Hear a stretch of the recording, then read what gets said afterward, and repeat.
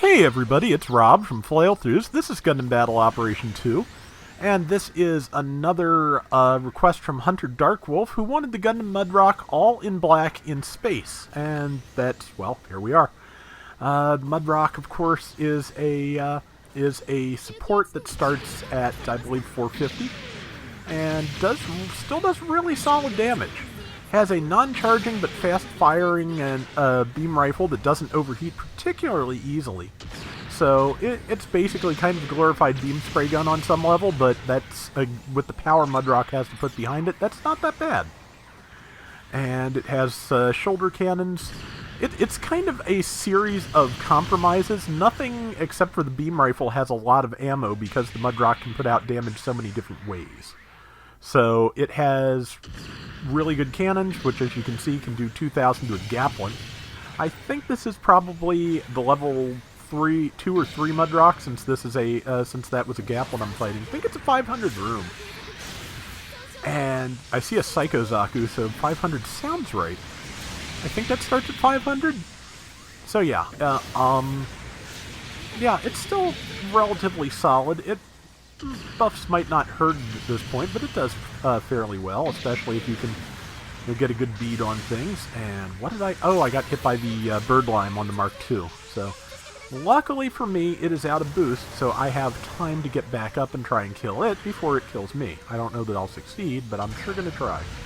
Now, I dispute that. The splash damage should have taken, but it did break my shield, which stunned me, so I did lose that. But somebody else jumped in and got the kill immediately after, so no real harm done.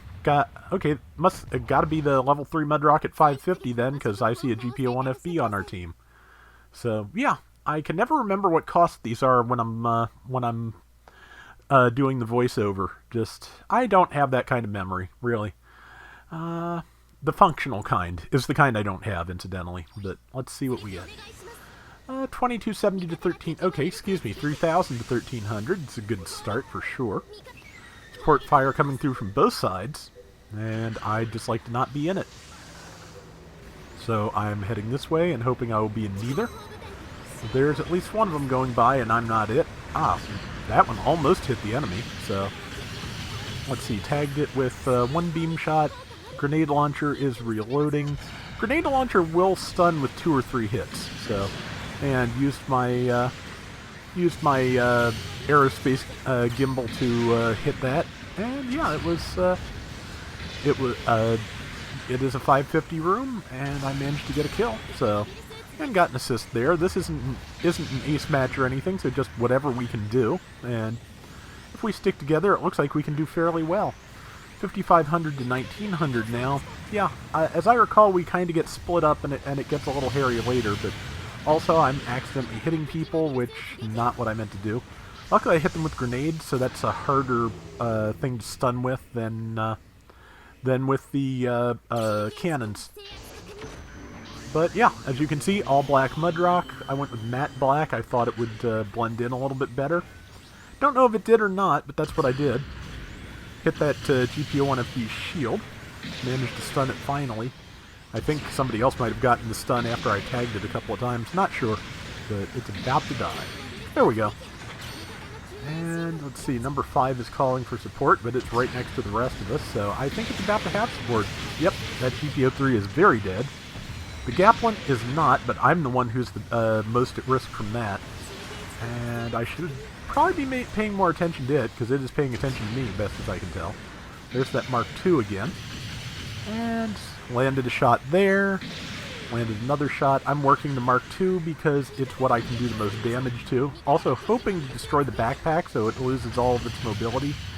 Like, backpack destruction is actually much worse for a spacesuit than leg breaks are for ground suits. If your legs get broken on the ground, you probably know you can still boost, you can still dodge roll, you'll land on your face, but you can do, you can boost, you can tackle, you can dodge roll, you will fall after a boost. Those other 2 things you can do safely. And that's the first time I managed to get that GPO-1 out of the downswing. In space, if you're since all of those things require thrust, if your backpack goes up, you can't do anything. You can just move at an extremely reduced rate of speed. No tackles, no dodges, no anything. You are just dead in the water. So, yeah, it's a good thing the backpack is a much smaller target than the legs, because yeah, you are just super vulnerable if your backpack gets wrecked. There's pretty much nothing you can do except get out and repair and hope nobody kills you in the meantime, or just die, which is what I usually end up doing when it happens. So yeah, that's something to watch out for, and if you're a really good shot, something to aim for. We are currently up 2-1, 11,000 to 5,600, but we've got 2 minutes left. As you can see, we're sticking together fairly well.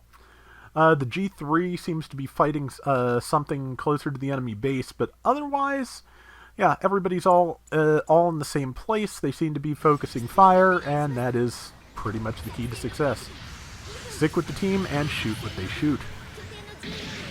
Missed that shot, gonna try again, missed that shot.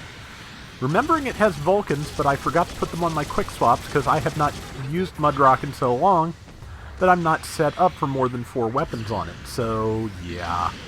I could have maybe gotten that kill if my aim was better or if I'd found my Vulcans quicker, but as it is, that neither of those were true.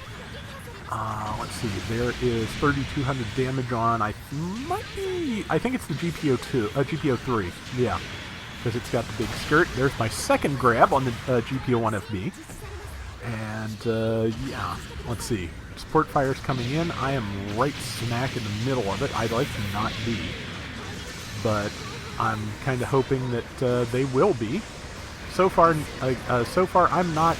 Well, now I am, but I think it got 2 of them, so that's not bad. The bad part is where I only have 1 hit point because I got hit by it. But I was hoping I could get a stun before that person could get off a kill shot on me. Did not work. But I wasn't really going to be able to retreat either because the Full Armor 7th has plenty enough range and weapons to just hose me down with missiles until something sticks. So, going forward was the best plan I had. Maybe not the best plan, period, but the best one I had. 30 seconds left. Enemy team's done a pretty good job catching up. They're only 3,000 points behind us now. That's pretty good. And now we're just going to... Okay, yeah, now they're only 2,300 behind. That's getting to be a problem. So we'll see if we can hold it together. I stopped that GPO3 cold. That's good. It's almost dead. Got it. Yeah. So that's another kill. Tagged. I think that was that G3? Was that a? That was the Full Armor 7, which yeah, the GPO1 and I both went after in the last few seconds, and GPO1FB got it. So that's fine. I'll take the assist for sure. And yeah, there is my all-black Space Mudrock. Hope you enjoyed the Round Hunter. I think it went pretty well. I did not get top score, but I did get 111,000 damage, and I think like 4 kills, 3 deaths. Not terrible. So that is going to do it for today's Gundam Battle Operation 2. We'll be back soon with more. Till next time, everybody take care and have fun. Later! That's one thing I would like to see as a change to GBO2. Is it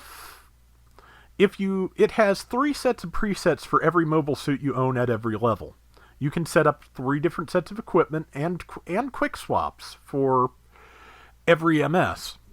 Thing is, if you change to a new set of equipment, your quick swaps do not just come along, and there's no way to like copy paste them. So either a way to copy and paste the quick swaps or just by default switching the quick swaps over to unused move sets would be just great. So or equipment sets, because yeah, it just there have been times I get in there and I find half my weapons like not readily available, and that is a problem at this point.